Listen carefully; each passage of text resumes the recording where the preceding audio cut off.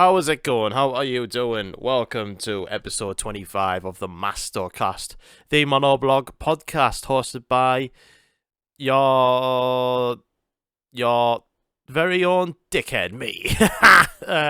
It's MastoDan, me, on the podcast. How's it going? Hope you are doing well if you listen to this on the Friday that this comes out. It's a nice day outside. It's actually really nice. It's nice and sunny. It's it's cold, but it's a nice cold. You know what I mean? I had a nice walk back from the garage after dropping my car off to get fixed. But I was like, oh god, it's gonna cost me a fortune. But the weather's nice at least. So yeah. Hope you are doing well. Hope you are doing well. Thank you everyone who's listened to the previous episode of me ranting on how good the GTA 6 trailer is and what have you. And all the other album releases that came out. But there you go. That'll be the last of the album reviews really for this year. Basically, this episode is all about the best of 2023, the best of this year. So I basically did a post on the old Instagram and all that, and what else was it? Yeah, Instagram and the old Discord, asking y'all what your favourite movie of the year was, what your favourite game of the year was, what your favourite song of the year was, what your favourite album of the year was, what your favourite, what was the other one? Food? No. Why did I just say food? Silly me. Stupid me. Let's see. Song, album, movie, game, concert. Yeah, concert. Favourite concert of the year. And just a genuine highlight. What your genuine highlight of the year was. A few of you got in touch, and it's great. So, but if you still feel like, let me know. Post in the YouTube comments below, or in the Spotify question poll bit at the end of the episode if you'd like. But yeah, 2023. What a year. What a year. The start of this podcast, I'd say. Some great festivals, some great, some really cool and interesting films that have come out, and some great albums. Going to talk about them. And yeah, been on holiday and such. It's been quite a year for me, really. So yeah, I hope your 2023 has been absolutely awesome. I hope you've had a great year. I hope you smashed everything that is not literally everything that's in front of you, but I just hope you've smashed it this year. I hope you've had a smashing year, and I hope that the next year is even better for you. So yeah, I'm very, very, very thankful for everybody who's listened throughout the year as well. This isn't the last episode of the year, by the way, but I'm going to say anyways. Thanks everyone who's listened to the podcast throughout the year. We're 25 episodes in, and I'm still getting people returning to the podcast and what have you. Like, people are still like saying some kind of words and all that. Some people have just started to get into the podcast and work their way through the episodes and everything. And it's just literally just a podcast about me, really. It's a podcast about me just talking about what's going on in life, what new games I've been playing, or what old games I've been playing, new albums and gigs and such like that. Just stuff I like to talk about. And I'm just very thankful for everyone. And I'll be even more thankful. Nah, I'm only joking. I'll be even more thankful if you give the podcast a follow, and a download, save, whatever it is on all your streaming services and all that. Same with YouTube, like, subscribe, that sort of stuff. Like, helps us out. And I was really, really pleased with the pleased with the Spotify Wrapped for my podcast. It told me like who's been listening from where, and like how many people have listened to it and stuff. And for a podcast that started off in July. No, back into June, because the first episode went out when I went to Outbreak. So back into June. Like, I don't think it's done too bad, so I'm hoping for a very good 2024 for the podcast. So yeah, thank you very much, everyone. Really, really appreciate it. Anyways, so this is like let's call it the 2023 awards ceremony, shall we? Yeah. So I've got a few things here, and I've got a list right here of all the good stuff that's happened. So I've got gigs, games, songs, movies, and albums. Was there anything else that I posted about? I don't think I did. I can't remember. God, my memory is just so terrible. No, that's it. That is it. So yeah, I've got a list. Everything's in like a top 3, apart from the albums, because every year I do top 20 albums of my year. Like, I just post it, like, more for my joy really than anything else. So, anyways, let's start with top 3 movies, shall we? So this is, of course, like movies that have came out this year. I am generally not really a massive movie person. Like, you know, I should be going to the cinemas more often, really. I do enjoy going to the cinemas, and I do look forward to whatever's good that's coming out. But I think I've literally been to the cinema like 3 times this year. Not including, I saw the Titanic in 3D like earlier this year. And, well, it's just the Titanic, but in 3D, so it's not a new movie, obviously. So I think I've literally been in the cinema like 3 times this year. Like, I can't think of any other movie that I've seen. So I need to get more into it, really. I was meant to see June this year, but that got pushed back. So that would have been good, but unfortunately not. So yeah, here's my top 3 movies of the year. I do believe, one shout out I will say. I do believe Talk to Me came out this year. Am I correct in thinking that? But I didn't go to the cinema to see that. I went to like, it came out on Netflix. Literally. Oh no, sorry, it's 2022. Sorry, forget everything I just said there. So I do just have 3. I literally just thought that. Oh yeah, Talk to Me. That came out, didn't it? No, it didn't. Anyways, I'll go for number 3 then. My number 3. My number 3 on my top 3 movies of 2023. Let's go. So, genuinely, video game adaptations of movies have not been great over the years. Like, you know, Resident Evil movies aren't good. Silent Hill movies, one of them's okay, the other one's crap. And, you know, just in general, like, there's no one who turns around and says, like, oh, this is a really fucking good, like, video game, like, movie adaptation of a video game. Like, the Doom one, that's really bad as well. Yeah, it's just something that doesn't really work out all that well. But one thing that has just stolen my heart, that I walked out, like, laughing my ass off, tears in my eyes, just a smile from ear to ear, is a Super Mario Bros. Movie. It is so good. Like, I was just so happy to have seen it.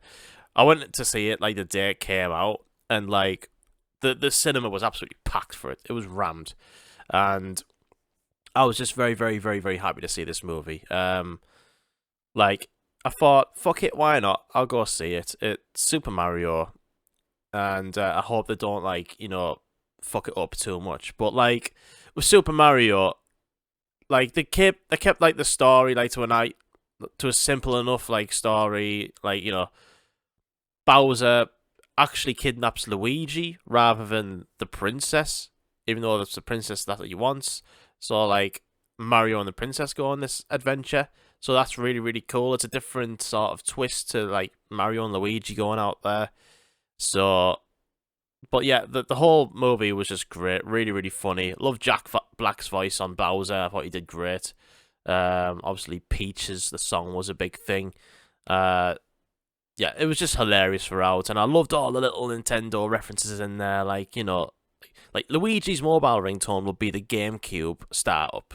Like, stuff like that. Or, like, there's the part where, like, Mario is just sitting in his room and he's playing on his NES and he's playing Kid Icarus on his TV. Like, you know, loads of young people who are watching this movie will be looking at that game and thinking, what is that?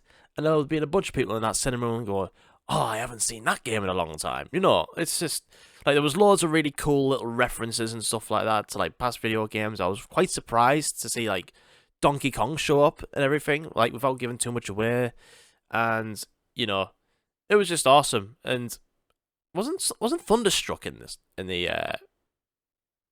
Yeah, AC/DC Thunderstruck when when they're like building the cars and stuff like that. Like, oh, that like the whole Mario Kart thing was just really, really cool. Like, oh, it was just great. It was really, really joyous. I loved it. Like, looked amazing as well. Like the graphics and everything was just really, really superb.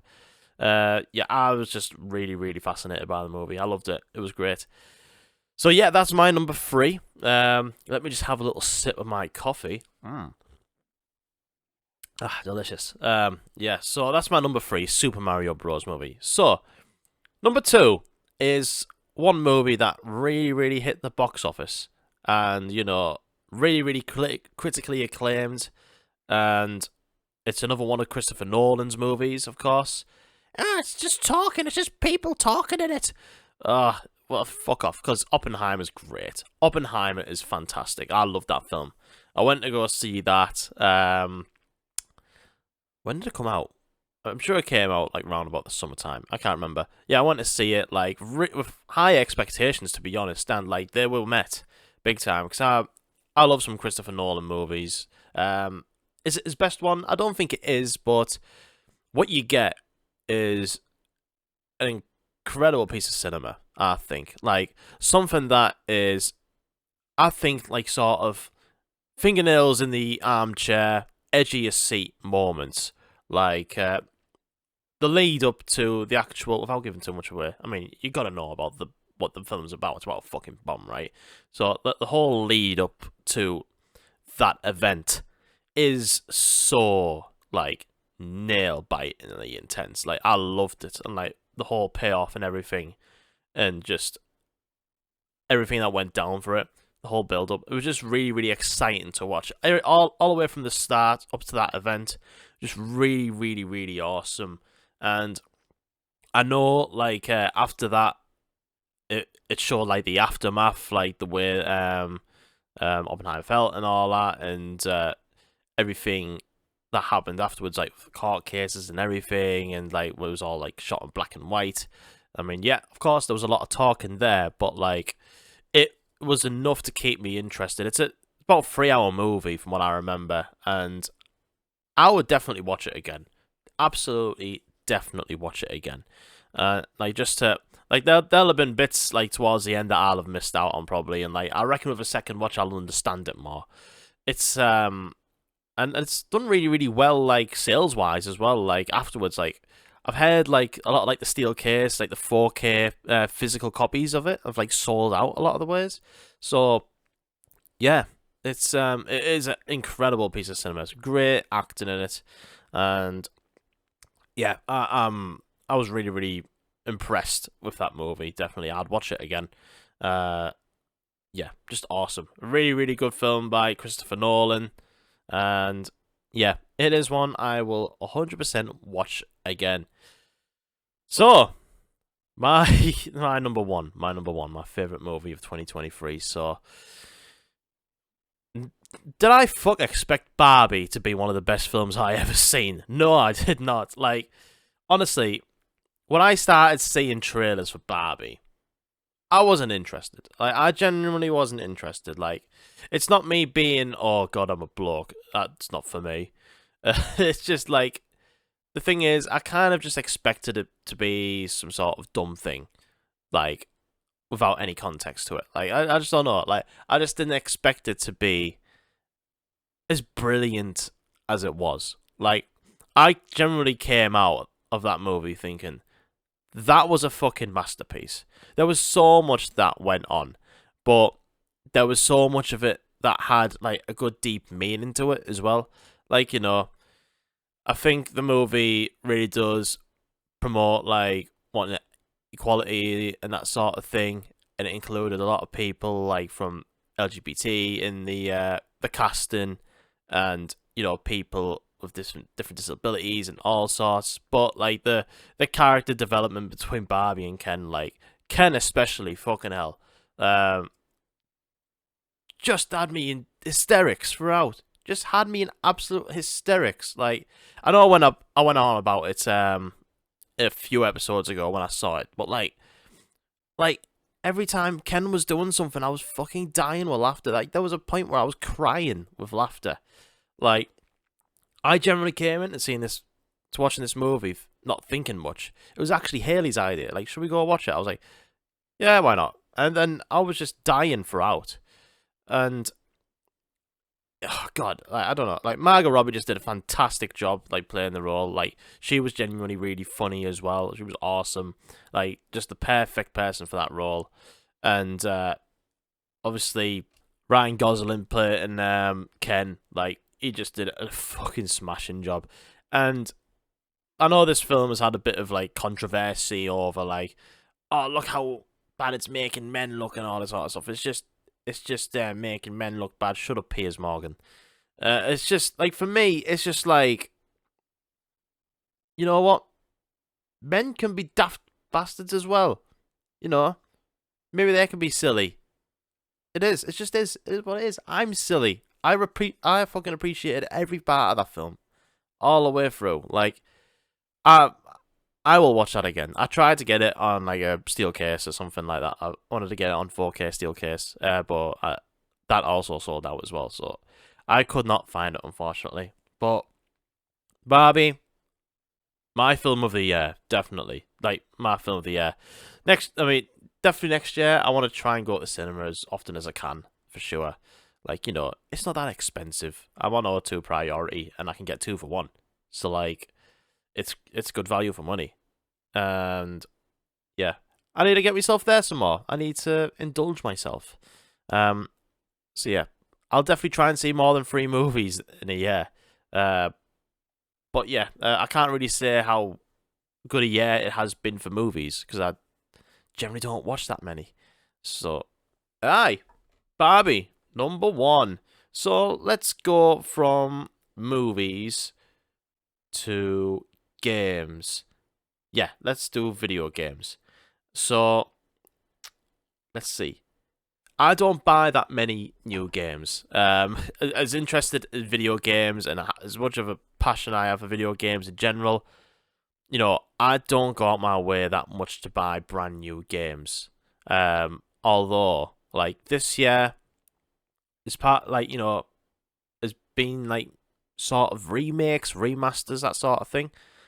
Have been like the new things that I've bought, but also like brand new games that have come out. I've bought some of them as well.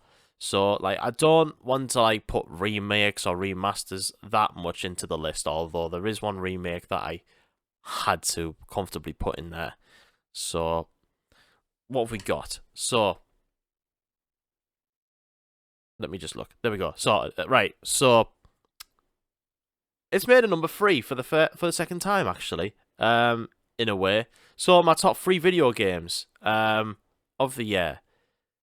Super Mario Bros. Wonder. It's made 3 in the movies, and now it's made number 3 in the game. So Super Mario Bros. Wonder.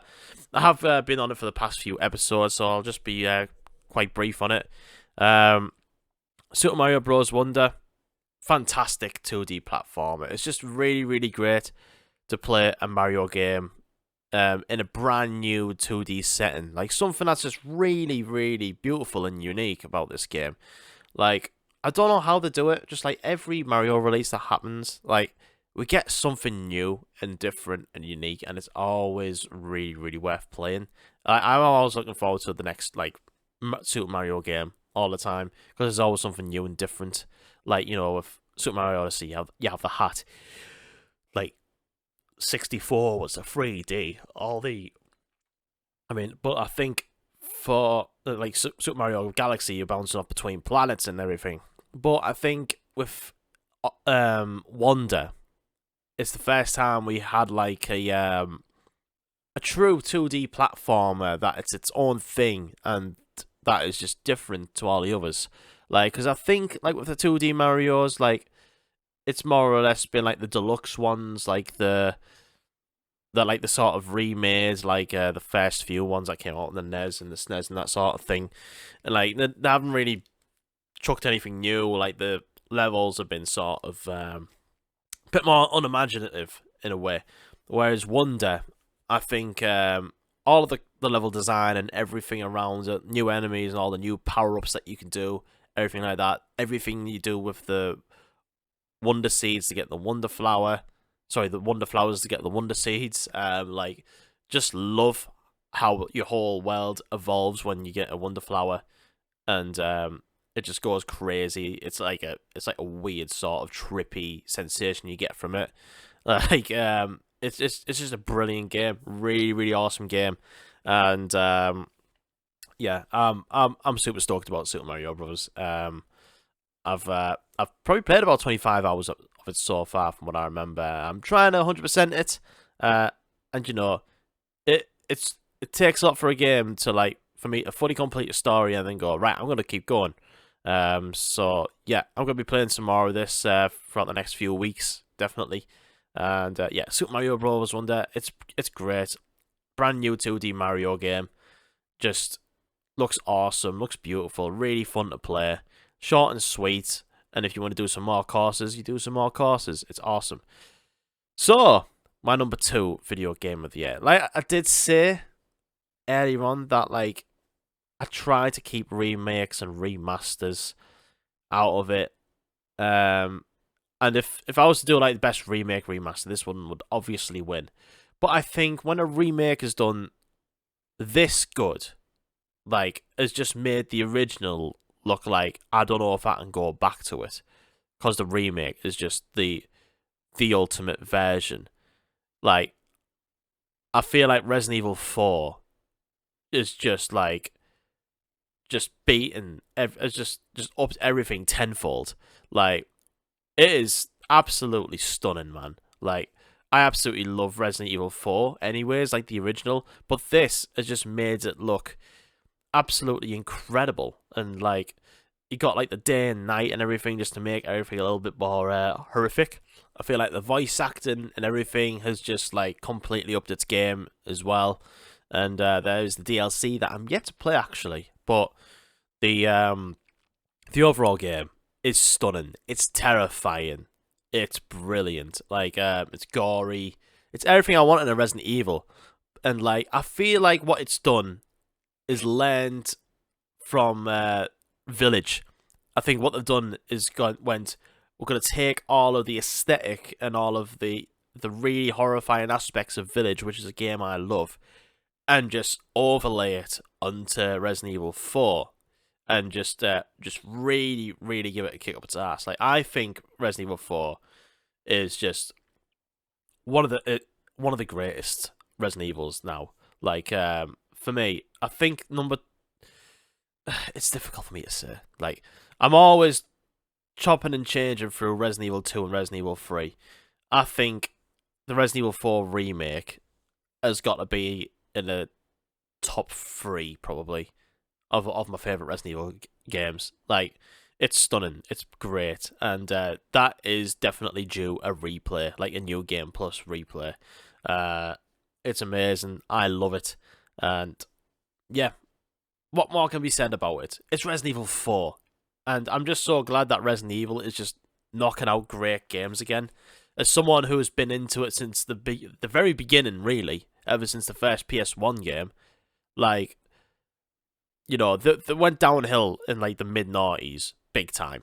I reckon, you know, after Resident Evil, like from Resident Evil 5, all the way to like from the mid-noughties all the way to the probably like late 10s when Resident Evil 7 came out, Biohazard.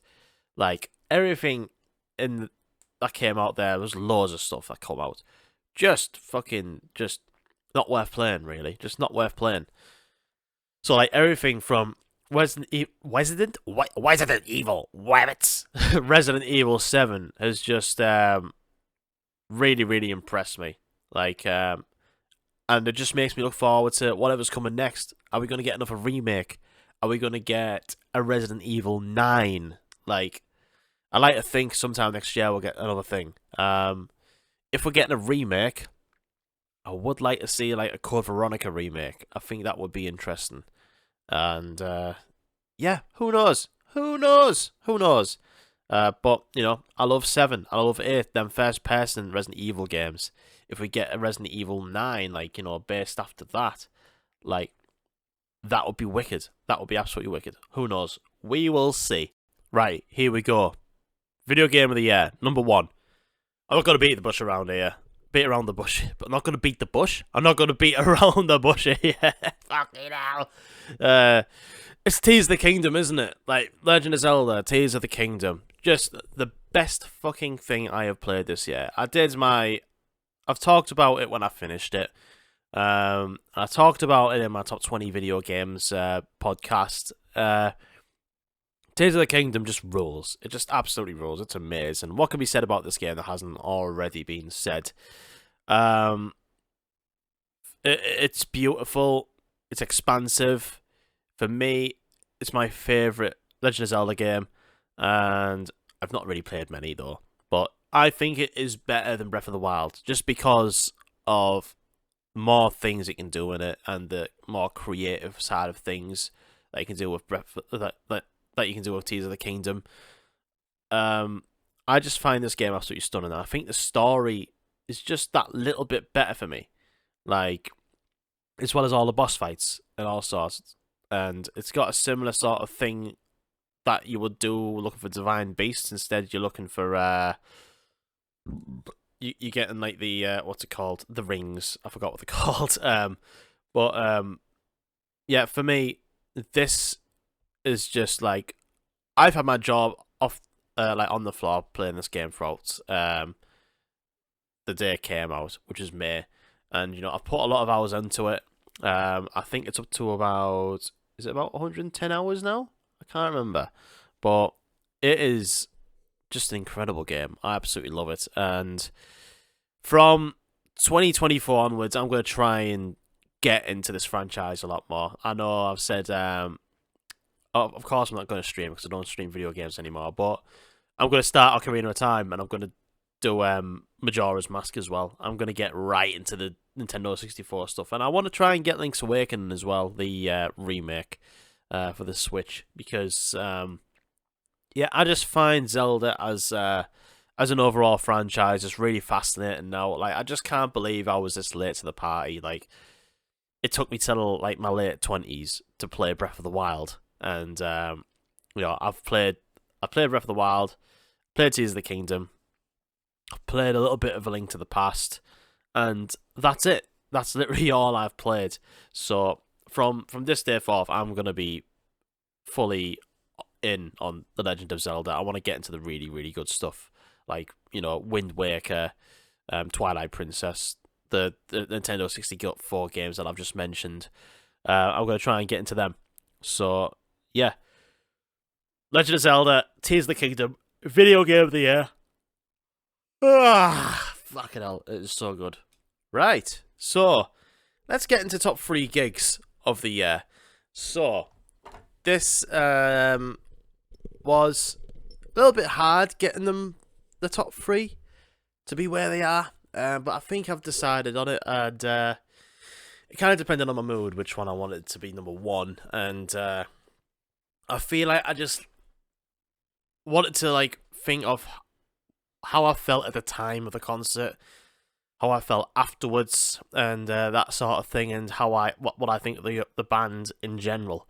There's been a lot of good gigs this year, and you know, it's something that I really, really, really am passionate about. Like, I love live music, whether it's in big, massive arenas or, you know, little clubs that, you know, have small up and coming bands and that sort of thing. Like, all of them type of gigs just mean the world to me, and all the bands like need all the support they can, and so do the venues. So, you know, that's the main reason. That's what makes live music for me. I just love it, and there's a real sense of community there as well.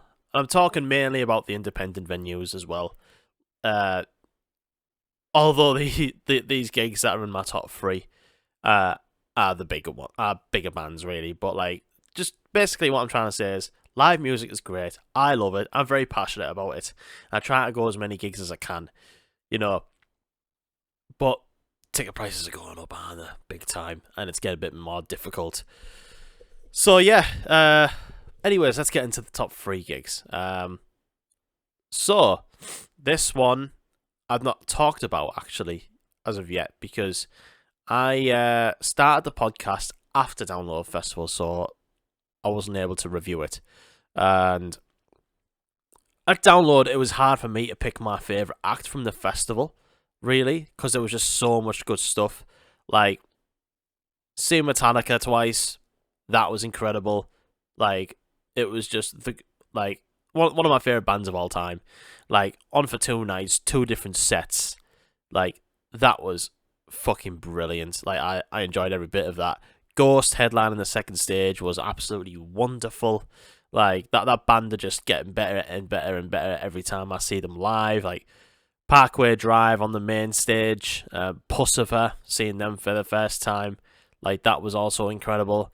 And the one that made me walk away thinking, holy fucking shit, what a step up for this band, is absolutely Bring Me the Horizon. Just headlining Download Festival for the first time ever. Just completely smashed it out of the park for me. Like, it was just so refreshing to see a new band. Like, and I mean new as in, like, a new headliner for Download. Like, you know, Bring Me the Horizon have been going for a long time. But, like, it's just good to see, you know, band young enough to be headlining that main stage with all the energy and the vigor and the bite behind it, as well as a catalogue of songs that are just fucking awesome. Like, they just put together an incredible set list. Like, for me, they didn't have to go into any old stuff, which is a lot of people like to do. Oh, Pray for Plagues. Play Diamonds Are Forever. Well, they're not that band anymore. Like, and they don't want to play that stuff anymore. If you wanted to hear them do that stuff live in the first place, you should have seen them then, which I did. But this time, I was just really, really happy to hear the songs from Sempiternal live again. And there is some good stuff from That's the Spirit. I loved the last EP that they brought out. And just the whole stage show was just really, really fucking awesome. Like, even like little references to, like, Metal Gear Solid and, like, Resident Evil 2. Like, all the little intermission bits where they were like, oh, there's like an outbreak going on, and you know, Bring Me the Horizon on the stage and all sorts. Like, the whole build up around it and everything, all the little bits of crack in between songs, just fantastic. And yeah, the stage setup was brilliant as well. It was almost like a modern day Iron Maiden setup. Like it was all like themed, but it was all like digitized, that sort of thing. It was more like whereas like when you see Iron Maiden, it's more like landscapes and like sometimes it's not just Eddie. Sometimes it's just like the battlefields, like a matter of life and death, or like like churches and stuff like that. But it's all drapes. Whereas Bring Me the Horizons would be like the sort of same type of landscape, but like it would be different each time. Like it could be like glacial. It could be like you know, like post-apocalyptic, that sort of thing. And it was just great, and loads of fucking pyro, loads of it. I bloody love pyro, me, and it was awesome. Ollie Sykes sounded great, an awesome frontman. Loved every second of it, and the band were just tight as out. It was just awesome. Like, for me, the best set to come out of Download this year would Bring Me the Horizon. Just really refreshing to see. Great set of songs. They'll be back for sure. I think they'll be back. Like, I don't know how you'd walk away from that thinking, nah, not for me, that. Because the majority of people I've spoke to about Download have said, like, that might have been the best set. And there wasn't anybody who said, no, I walked away from it, I didn't like it or anything. Which is more to be said than Metallica did, really. Like, you know, I loved both Metallica sets, but it did have, like, its downsides, as me and Jake actually talked about on the podcast when we did our top 5 favorite bands. Like, you know, like Metallica were doing all these little video intermission things in between songs, like, that don't really do anything to serve the songs. And, like, James Hetfield's band is a bit meh, and just can't stand Kirk Hammett live. Really, just I mean, yeah, Metallica was still great live, but like, you know, they're just not the Metallica they were when I saw them in 2009. And just seeing Bring Me the Horizon absolutely go on stage and smash it, like properly smash it, was really, really, really refreshing to see. So, yeah, my number 3 is Bring Me the Horizon. So, my number 2, my second favourite gig of the year, comes from Birmingham. And this one, did I talk about it? No, I did not. I didn't talk about this on the podcast because I started the podcast after this gig. And I never thought I'd see, obviously, the original Pink Floyd live because they're gone. But the closest thing I was going to get is seeing one of the remaining members on the solo outings, and that is, of course, Roger Waters. I saw Roger Waters at Birmingham Utility Arena, did a little solo trip there, got a hotel and that, and it was just one of them. He announced this tour, apparently going to be a farewell one, and I just thought, right, I'm going to go get a fucking ticket. I'm just going to go get one. Like, the closest place I'll go. I'll just go there, just make it a solo trip. I don't know many people who would have been game for it, or like that. I just went and got a ticket. That was it. Just didn't think much about it. Just went and got one. And I'm really, really glad I did, because what I saw was a spectacular show. It was incredible. As someone who loves Pink Floyd for a long time, like, probably one of my favourite bands, really, and has produced some of my favourite albums ever. And yeah, just to see him with his fantastic band playing in this interesting set, like this really interesting setting, like it was just really, really awesome. Like, this is the person who's, like, you know, wrote The Wall and a lot of the stuff from Wish You Were Here and Animals. It was an evening with as well. It was like, you know, it was about 2.5 hours in total, maybe 3, and it was really, really awesome. It was so awesome. The stage was sort of like, it was like a central stage, like almost shaped like a cross, and had like these screens around, like above the stage but around it, and they had like some really, really cool imagery up there, and played a lot of Pink Floyd songs, which I loved. Like, it opened with Comfortably Numb, but it wasn't like the Comfortably Numb like we know and love today. It was more like a mellowed down, like moodier version, which sounded great, and like went into the happiest days of our lives, into Another Brick in the Wall Part 2 and 3, which I was fucking crying. I was fucking bawling my eyes out. Like, I was like, oh my god, I'm hearing Pink Floyd songs live, and it was amazing. And like, he went into like some solo stuff as well, which I'm not really that familiar with, but like, after each of his songs that he played solo, I was like, these are really good. Like, these are genuinely really good songs. Like, I'm a big fan of them, and you know, played some of the songs from like Animals as well, which are, you know, he played fucking Sheep, which was incredible. And one of the oh my god moments was the playing basically the second half of Dark Side of the Moon in full. So basically from Money onwards to Eclipse, like Brain Damage Eclipse, was jaw-droppingly good. It was incredible. And like, they had like the triangle like lasers going around the stage and everything to make it look like Dark Side of the Moon. Like, that looked incredible. And the band were tight. Roger Waters genuinely sounded great. And it was awesome. It was absolutely awesome. It was incredible. Like, hearing those Pink Floyd songs live again was amazing. Like, seeing him there, it was great. Just brilliant. It was just absolutely brilliant. The only thing I would sort of, I was a bit like, all right, settle down, Roger, was like like he went off on one about like politics and stuff like that on stage, like about his family and the war and all that, and about some MP slagged him off in a newspaper and stuff like that. And his show is genuinely really, really politically charged. Like, there's a lot of stuff like up on the screens and all that about, like, you know, certain wars that have happened, like presidents that have been involved that have killed so many people, and like the Palestinian wars, and about, like, you know, trans rights and all that sort of stuff and everything, like, which is a part, I'm on his side, right? He is totally fucking lefty. Like, I'm on his side of his thinking. But I just thought it was a bit much. Like, it was a lot. Like, look, bro, I agree with you, but fucking hell, I just want to hear your songs, man. But at the end of the day, he's the artist. It's his stage. He can do what the fuck he wants. So, like, I've seen Roger Waters. I've seen all them songs live. Would I go see him again? I'll say no. Purely on that basis. I'm just glad to have seen him.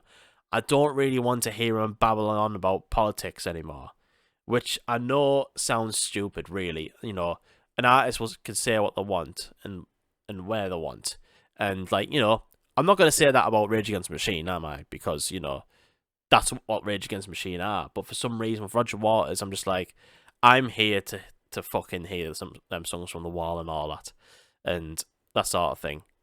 But, yeah, it's weird. But apart from all that, like, what a fucking night that was. It was incredible. I was in tears. Like, just so moving and all that.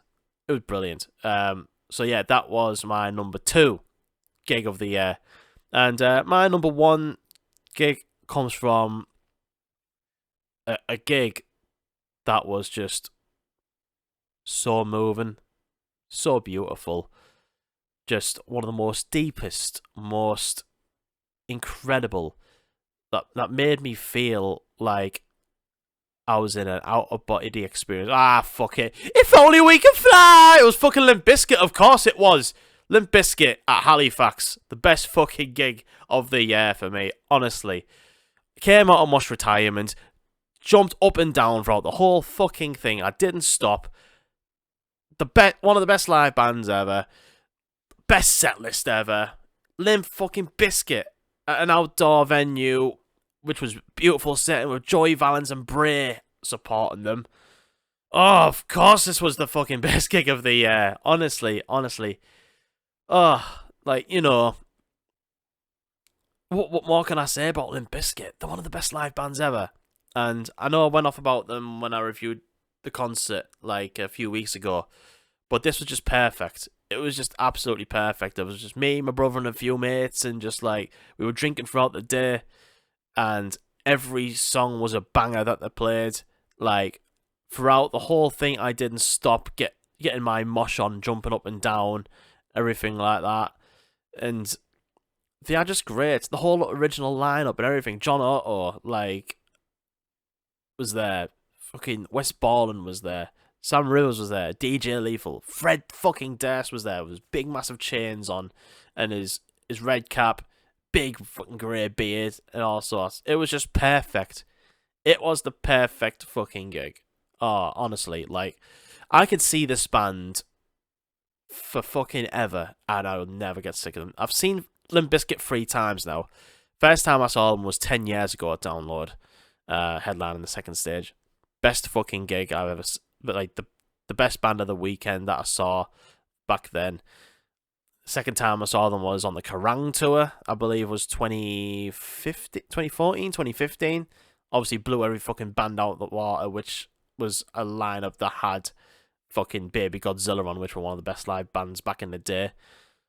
And, of course, now, still fucking killing it. And they're going to be playing Download. Like, I just hold Limp Bizkit so dear to my heart. Like, it's fucking bonkers how much I love them. Yeah, so that, of course, that was the best gig of the year. And when I heard that they were playing Halifax, I got my ticket within seconds. Like, cause, like, it's not often that Limp Bizkit tour, like, even in, like, Yorkshire areas. Like at the most, they'll do, like, a London, Birmingham, Manchester, Glasgow type of thing. And, like, they played in Halifax, of all places. Halifax! I was fucking over the moon. And they're going to be playing Download, and I'm going to bring my red cap with me, and I'm going to fucking kill everyone. No, I'm not going to really kill everyone. But, I'm probably going to be very silly. But yeah, Limp Bizkit, my gig of the year, hands down. It was just so good. It was absolutely amazing. And the next part, let's see. We've done our top gigs, we've done our top movies, we've done our top games, and So, let's go into the albums of the year. So, like I said earlier on, I do genuinely go on, I do my top 20 albums of the year every year. And I'm not going to go into every album in so much detail. What I'm going to do is from 20 to 4, just give you a brief description of the album, and you know, I'll give you a proper scene with the top 3, I guess. So, and then after that, I'll give my top 3 songs, because if I did my top 3 songs now, I'll probably give away some answers. And let's see. So let's go from 20 to 4 very briefly. So, number 20, Fiddlehead, Deaf Is Nothing to Us. Supergroup made of people from Have Heart and Basement and other bands who I can't remember. Very sort of quicksandy 90s influence. Awesome stuff. Number 19, Nails by Benefits. Band from Teesside. They are fucking amazing. It's actually quite a very late entry. I actually listened to this album last night for the first time with my headphones on in the dark, and I was like, this has got to be in here. I reckon if I listen to this album, it probably will be higher. But yeah, Nails by Benefits, incredible. Shout out to Kito, a good friend of mine who's just joined the band recently. He's not on the album, but he's just joined them recently and smashing it with them, so shout out, man. Number 18, a band I've spoken before on the podcast, No Joy by Spanish Love Songs. Just incredible emo pop punk album. Not really into that genre of music, but they're a band that smash it every time, and they've gone for a more Gaslight Anthem, Menzingers type thing. Just fucking fantastic. Sundial by No Name at number 17. If you like hip hop, that's more of a chill type of thing, with a lot of soul and a lot of funk into it, like featuring some other great rappers. Just really, really great. I love her voice. I love her flow. And it's got hooks all over. It's brilliant. And it's only about half an hour long, so I really recommend that if you want some pretty chill hip hop. So, Sundial by No Name. Number 16, Brand New Soul by Angel Dust. Angel Dust going absolutely all over the place. It's like they've blended all their albums into one to make this really cool punk, sort of what's that genre of music called? That's just fucking weird. I forgot what it's called. But it's punky, it's acousticy, it's folky, it's quite indie, and they're a band that can pull a lot of these genres off and meld it into one. Angel Dust are great. Half an hour of greatness. Highly recommend it. Number 15, Rivers of Heresy by Empire State Bastard. The supergroup containing Simon Neil, Biffy Clyro, Dave Lombardo, Slayer, Mike Venart of Ocean Size, and also he is also a session musician for Biffy Clyro, and I apologise, I don't know her name, but she is the bass player of Bitch Falcon, who are a band I'm unfamiliar with. But I should probably give them a listen, to be fair. But this is nasty. This is Converge and Botch and just really nasty, heavy, hardcore and metal sound and stuff. It's just great to hear Simon Nil properly getting into the heavy and screaming his heart out. I've seen him before, downloads before the album came out. I had a really good feeling about the album was going to be awesome, and it did live up to that. And it's an album that it's also only about 35 minutes, so I could just sit down, whack it on, and just listen to some absolute chaos. It's just a fucking brilliant album. And we've got number 14, This Is Why by Paramore. I love Paramore so much, and it's really cool to see them go into this more intricate, bit more block party, post-punk sort of direction, really. Something a bit more serious, a bit more, but still having the best hooks ever. I love Paramore, and this album is awesome.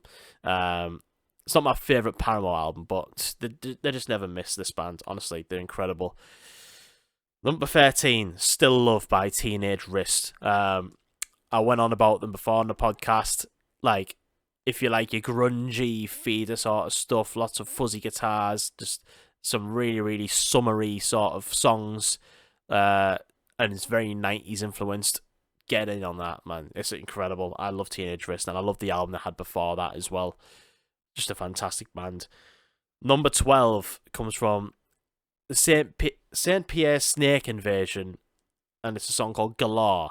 And it's not a song called Galore. That album called Galore. This album is fucking brilliant. It's very, very all over the place, very dirty, quite Queens of Stone Age sounding, like very quirky, and like bits of like LCD sound system thrown in there. Just really, really cool, like alternative rock songs, like just really sort of hard hitting, quite hardcore, very, very rocky, just very cool sounding album. I love it. Galore by Saint Pierre Snake Invasion. I really recommend that. Number 11 is Life Under the Gun by Military Gun. This is some really, really cool hardcore punk. Very short songs. The album's only about half an hour long again. But like these are really short songs, like a minute and a half, some of them, 2 minutes, some of them. And just very, very awesome choruses. Like the singer has just got a really cool gravelly voice. I did see them at Outbreak, but when I saw them, like I was just sleep deprived, so I can't remember a thing from their set. And the album didn't, like the album came out on the day they played Outbreak, so like I had no idea what they sounded like. But yeah, Life Under the Gun has got some of the greatest songs that I've heard this year, actually. So a little indication of one of my top 3 songs. Right, top 10. My number 10, A Sign of Things to Come by Silosis. Of course, Josh Milliton was ex-Architects. This is his band that he's been going for a long time, and this is their latest album. It's their best one. Some of the hardest hitting thrash metal you can fucking ask for. Just brilliant. Hard as fuck production. He's got some really cool screams and like lows on him, and the guitar work on this album is phenomenal. Like really, really fast, fucking really awesome guitar solos. Like this album is brilliant. It was on rotation for a long time. Like when it came out, if you like Gojira, Metallica, that sort of thing, Death, this is right up your alley. Number 9, Gent Is Not a Genre by it's 5. Gent Is Not a Genre by Periphery. Periphery for me, I just one of the greatest modern metal like gent bands out there. I mean, gent for me is not really my thing as a genre of music. I find it to be quite one-dimensional, not a lot going on. But Periphery make it interesting, and they actually write good songs. And it's quite a long album. It's just over an hour long, and the songs can be quite long as well. But like, it's worth your time, definitely. Like if you want some really, really cool, like low tune metal like in your ears, but as well as some really cool synthy like softer pop songs. Just they're really good at that as well. Like and Spencer Sotelo, what a voice on him. He's got the voice of an angel. It's amazing. Number 8, Moments of Clarity by Narrowhead. And Narrowhead have got this really cool 90s sound on them. Very sort of Siamese Dream era, Smashing Pumpkins and Deftones. And like, you know, really sort of like dirty production to it. Like, I love it. Like, there's some songs that are quite chill on it, and some songs that really pick up the heavy on it. They are awesome. Narrowhead are great. If you're into like the shoegazy sort of grunge side of things, give them a listen. They're great. Number 7, Stone by Baroness. Baroness, one of the greatest bands of all time, really overlooked. And this album has been on rotation ever since it came out a few months ago. Oh god, it's just so amazing. Like, if you're into Mastodon, this is the band for you. Definitely. Trust me. And finally, at number 6. Did I say I was going to do my top 3? Yeah, I was. Yeah, sorry, yeah. No, so not finally number 6. So, yeah. Number 6, Joey Valence Bray, Punk Tactics. Some of the best hip-hop that's came out this year. Like, if you like Beastie Boys, this is for you. Like, this is really, really fun throwaway hip-hop with, like, the odd punk song here and there. Like, just really funny as fuck lyrics as well. Like, loads of stuff that's relevant to, like, pop culture and video games and movies. Like, like that sort of really whiny sort of like white rapper voice, if you know what I mean. Like very sort of Beastie Boys sort of like influenced, but like the quality is up there with Beastie Boys though. Like it's a band just trying to rip off Beastie Boys and doing a really shit version of it. This is actually really fucking good. Number 5, Sanguivore by Creeper. Creeper, one of the best bands to come out of the UK. They always bring out a fucking album that is like just top tier material, and this time they've gone for a more goth metal rock type of thing, more 80s inspired, and they're just they seem to be taking it by storm. They've got it got number 1 album of the year by Metal Hammer. It's number 2 in Kerrang magazine. This band they never miss. They're incredible. I love Creeper so much. They're amazing live all of the time, and I'm always looking forward to what they got coming next. And I'm going to see them at Newcastle next year, so looking forward to that. Yeah, Sanguivore by Creeper, number 4. Yeah, so here we go. Last but not least now of this brief description of albums. Number 4, A Feast on Sorrow by Ern. If you like Metallica, Mastodon, Gojira, especially Gojira, give this band a listen. This is a metal album not to fuck with. I love the previous material, but this is the best album they've ever brought out. It is heavy, it is dense, and it is filled with emotion.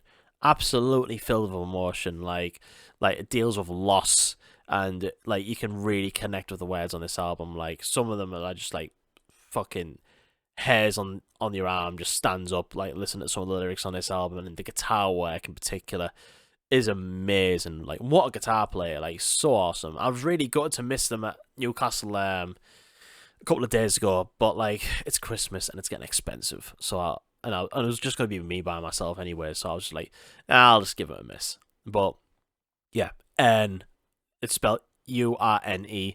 The album's called A Feast on Sorrow. Right, let's get into my top 3 albums of the year properly, shall we? So let's go. Number 3 is an album by a band that I've not heard of before. I listened to this podcast called Shoe Called Pop, and they tend to do some album reviews, and then I find out some music of these bands, and it ends up being amazing. And in this case, it's an album called Shook by a band called Algiers, and this is probably predominantly like a hip hop album, but it borrows from so many different genres. Like you got bits of like post punk in there, you got bits of soul, you got bits of funk, you've got electronic, you've got techno. There is so much going on in this album, and there's like loads of featured artists in this album. Like Zach De La Rocha of Rage Against the Machine just shows up on this album, and his guest spot is fantastic. Backwash in the song called Bite Back, which is incredible, and of course, Big Rubes is in this as well. Just a fantastic album, like probably about 50 minutes long, but so much goes on. Like there's punky songs, there's hip hop songs, there's straight up like techno, like really moody stuff going on. It's just really, really articulated really, really well. Like there's a lot of creativity that's gone into it. I love this album. It's incredible. Like it's definitely worthy of the top 3 spot. Number 2. Now, if any other year, this album would probably be number 1. But it's actually number 2, and it comes from one of my favourite bands ever. And they've released other albums that have been number 1 for me in previous years. But for this one, not that it's a dip in quality or anything. It isn't at all. And it's The Above by Code Orange. I went in on this album a lot, so I'll be brief on this one. It came out a few months ago, and I recorded the podcast over it, and this album is incredible. One of the best, most forward-thinking bands in heavy music of today. Like, they've come up with something that is just a fucking amazing metal album with lots of influences from like 9 Inch Nails and Smashing Pumpkins. And in fact, has a guest appearance for Billy Corgan of Smashing Pumpkins, which is incredible. I don't know what more to say about this album than what I did on my previous episode talking about them. But this album is just fucking special. It's really, really great. I don't know where Code Orange will go next. They are just one of the best bands in metal today, most forward thinking. So, yeah, they have just produced something incredible. But I need to talk about number one really, because I've loved this band for over a decade. The one of the most influential bands of as of like the past decade or so. They're very, very popular. They headline festivals these days, and to me, I did not expect them to be a number one in any other year, because I was just happy with previous albums. Like, previous albums would just be like a strong 8 to a 9, but I wasn't expecting Avenged Sevenfold to bring out a complete 10 out of 10 masterpiece that is just something completely different. This album's been getting quite a lot of controversy because it's Avenged Sevenfold just stepping out the comfort zone and trying something new. It's not City of Evil sounding or self-titled or Hail to the King or anything like that. This album's a big risk for them. Big time. This album is incredible. Like, it's borrowed from so many different genres, and this is what I love about metal bands, like exploring different genres of music and stuff. Like, there's songs that sound like Daft Punk. There's songs that have bits of northern soul into it. There is some choir music. There's classical music. It's mad. The first single that they brought out was Nobody. When I heard that, I thought, this song is weird. I don't know how I feel about this. And then the next song came out, which was We Love You. I hated it. I generally didn't like it at all. I was just like, what the fuck is Avenged Sevenfold doing? But I still wanted to listen to the album. And when the album came out, it all made sense. It all just made sense. This is a metal band, a predominantly metal band, coming up with some fucking incredible music. Like, this is not a metal album, really. Even though there's a lot of Pantera riffing on there, Metallica sort of stuff, there is a core Avenged Sevenfold sound to this. But it's a different kind of beast, I think. Like, they've gone prog on it, they've gone Rush, they've gone Kanye West, they've gone Daft Punk, they've gone, like, weird. This sounds weird. One of the songs kind of sounds like War of the Worlds. It's hard to fucking put why, but like, when the album came out, there was these more expansive songs that came out as well, like Mattel and Cosmic, which are absolutely incredible songs. Like, just a lot of like ethereal, like electronica stuff going on there, and the 3-part sort of outro to this album, which is G and another track called Ordinary, and D, which is Death, which is basically the God trio of this album, blows my mind. And this album just ends with like a piano piece just played by Sinister Gates. Like, all this heaviness that's gone on, and all this catharsism that's gone on, everything that's been going on, this album's fucking mental, and just ends with this beautiful piano arrangement by Sinister Gates, as if to say, album's over now, you can chill the fuck out. And this album is just like, went way over my expectations, way over, and just completely 180'd me. Like, I was thinking this album might flop after the 2 singles I've heard, but it ended up being incredible. Like, I can't wait to see them that download next year. These songs are going to be incredible. Like, for me, this is my favourite Avenged Sevenfold album, without a shadow of a doubt. And I love a lot of Avenged Sevenfold albums. I love City of Evil. I love Self-Titled. I love Nightmare. And I thought the stage was great. And Hail to the King, a bit hit and miss. But overall, this is just like, this is a band going, yeah, we don't want to like stick to the formula. We want to go against the grain and try new things. And like, this makes me think, what the fuck are Avenged Sevenfold going to do next? What are they going to do next? Because I don't know. Like, I genuinely don't know. Like, are they going to lose the metal completely? Are they going to explore different genres or whatever? This is a band who have just made something completely unique, something that's not been done before within metal, and just they've made a masterpiece. Basically, they've made an absolute masterpiece. Life is But a Dream by Avenged Sevenfold is my album of the year. I didn't expect it to be my album of the year. I never really do tend to expect Avenged Sevenfold albums to be my album of the year, especially one so controversial.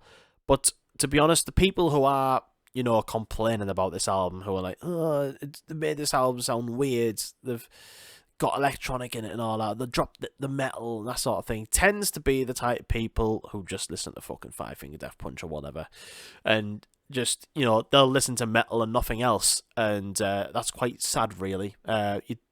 If that's what you're going to say about this album, about sitting in and listening to its artistic sort of positives and everything, then the best you can do is just say this album's not for me. What's the fucking point of complaining? Just, this album's fucking brilliant. It's incredible. It's incredible. Life is But a Dream by Avenged Sevenfold is my album of the year, and I fucking love it. So there we go! Fucking yawning again. Sorry. Anyways, let's get into my top 3 songs of the year before I fuck off and read some of the other people's top moments of the year. And top 3 songs. So, my number 3 is actually Do It Faster by Military Gun. I mentioned them earlier on. This is like an hour and 40 minutes. 1 minute 40 second song. That is just the most uplifting thing that I've heard all year. Just, it's a cool, scrappy, hardcore song, but with a cool as fuck chorus. Just like, what's my time, what's my life, and I sit and wait for you. I don't see what's up to me, why I got to be your stooge. I don't care what you do, just do it faster. Just it's so infectious, just brilliant. So that's my number 3. My number 2, even though I said Avenged Sevenfold is my number 1 album of the year, I'm going for Cosmic off their album as my second favourite song of the year.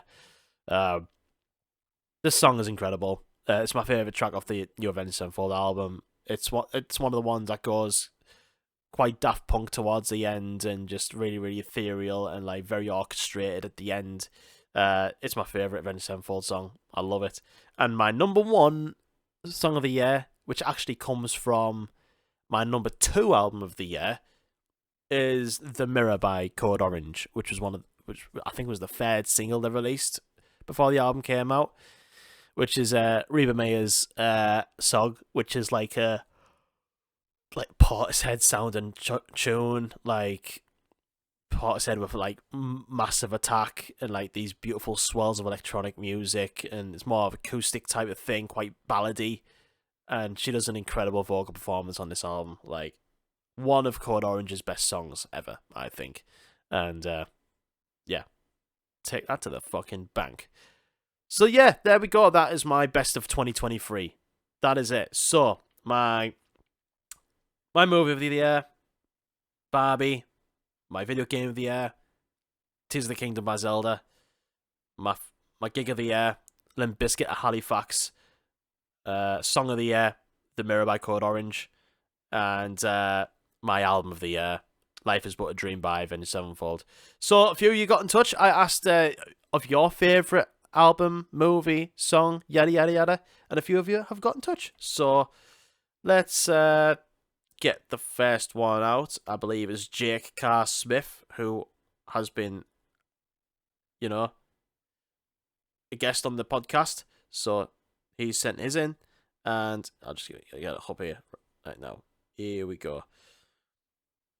There we go. Yes. Okay, so his game of the year, Hogwarts Legacy. It's a TV series, but not a film. But he's going to say The Bear Series 2, which I've not actually seen before.